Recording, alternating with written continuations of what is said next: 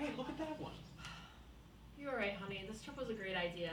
I didn't realize how affected I'd be by... I know. Mittens was a great cat. She was part of the family. I feel so much better, though, just being out here in nature. Mm-hmm. Oh, hey, look at those birds. They're huge. Huh. Excuse me. Yes. Could you tell us what type of birds those are? Those would be your New World vultures. Why so many? That would be due to the presence of animal carcasses. Animal carcasses? What kind of animals? It would be about 99% your domestic cats and dogs.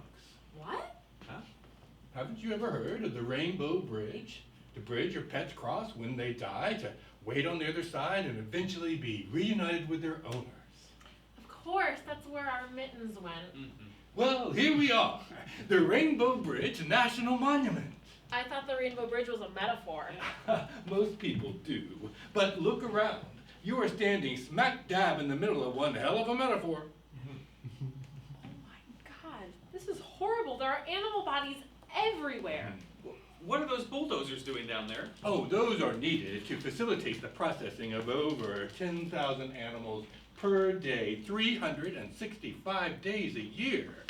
Pet deaths don't take a holiday, you know. It's a huge job. What? 10,000? Wait a second. We didn't see any place to drop off pets. No one's allowed to personally bring their pets to the Rainbow Bridge anymore. They banned that years ago.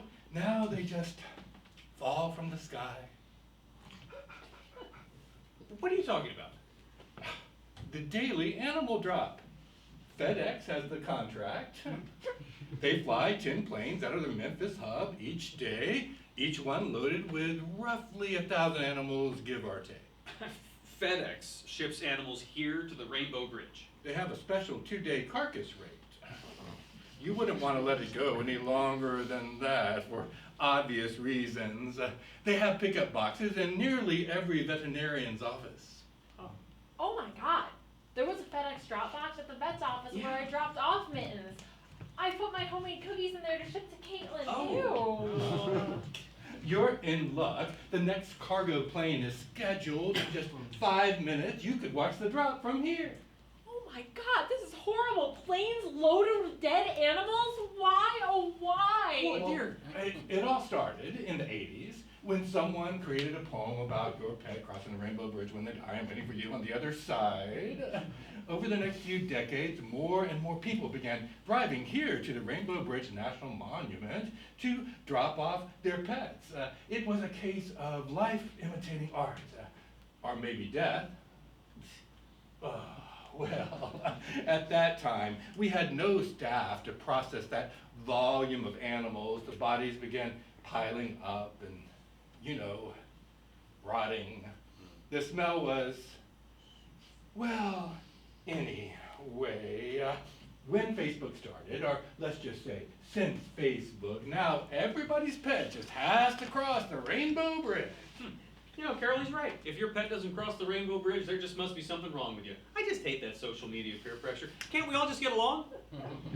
So, anyway, it was becoming a nightmare, and that's when Congress enacted the Rainbow Bridge Reclamation Act, which authorized the aerial animal drop and began construction on the Rainbow Bridge Animal Crematorium. Crematorium? Yes, it's right over there.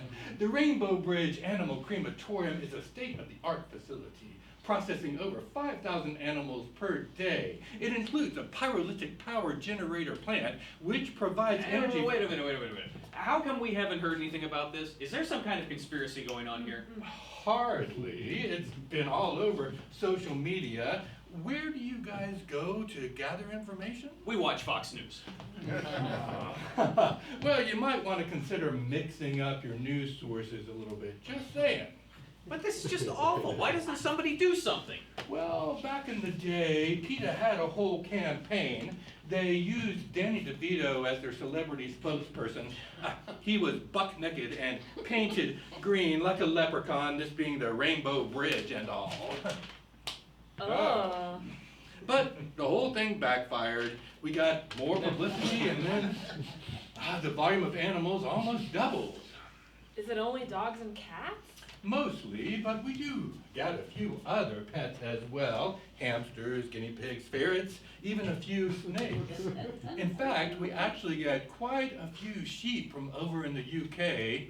The guys over there get quite attached. Oh, what's that building over there then? Oh, that's the fertilizer factory. The crematorium can only process about half the animals per day. The rest are processed into fertilizer, allowing your beloved pet to help feed our hungry planet.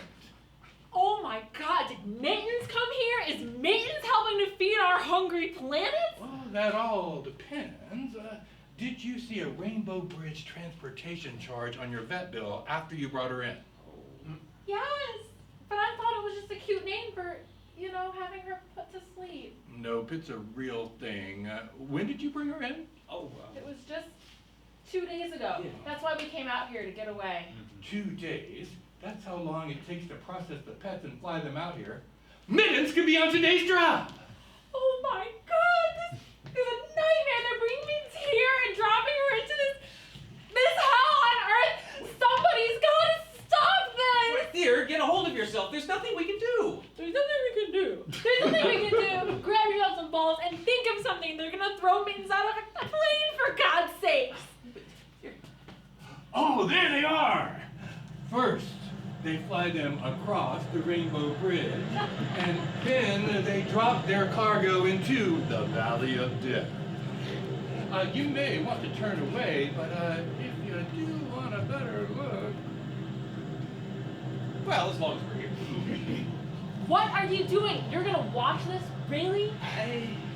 Oh, Stop them! Stop the planes! Those are C-134 engine turbojets. Pretty sure the pilots can't hear you. oh, it's starting. Oh, I've never seen anything like this. There's hundreds of animals falling in the sky. It is literally raining cats and dogs. Oh, this is unbelievable. Oh, there's a big one. Let me focus. I think that's a Saint Bernard. Oh, they're falling. They're falling. They're not falling. Oh. Let me see. Maybe I can find Mittens. I think I see her. I see a cat with little white paws. Mittens, oh Mittens.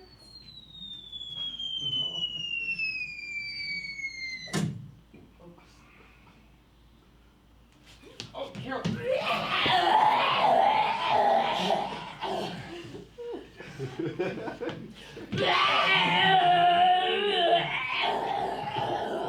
I'm so sorry for your loss. Mittens had a good life. She's in a better place. Mittens had a good life. How would you know? And in a better place, my ass. She's furnace fuel now. You are one sick puppy. We're gonna do something about this. We're gonna speak to our congressman. I see. And just where would you folks be from? The Salt Lake City area. Well, all the Utah congressmen are fully behind the animal reclamation program.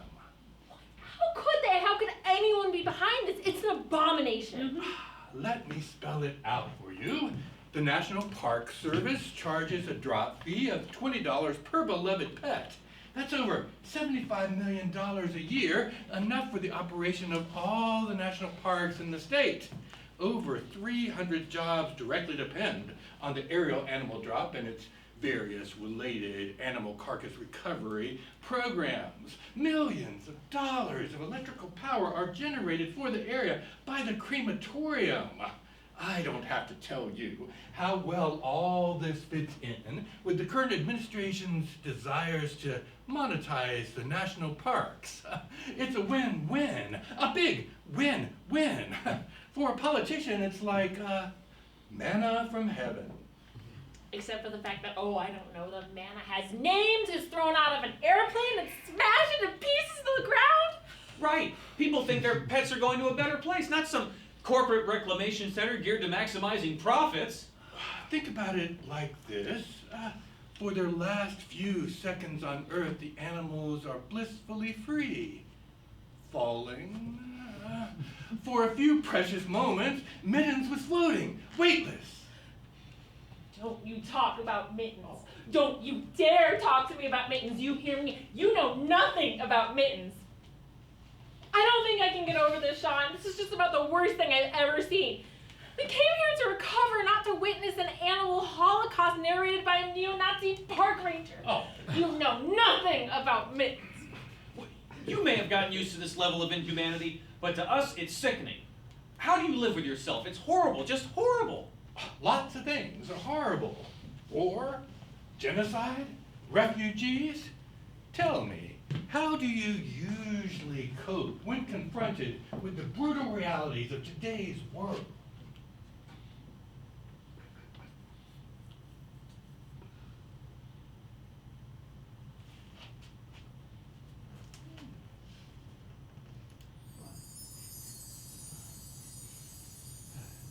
Hey, look at the view from this side.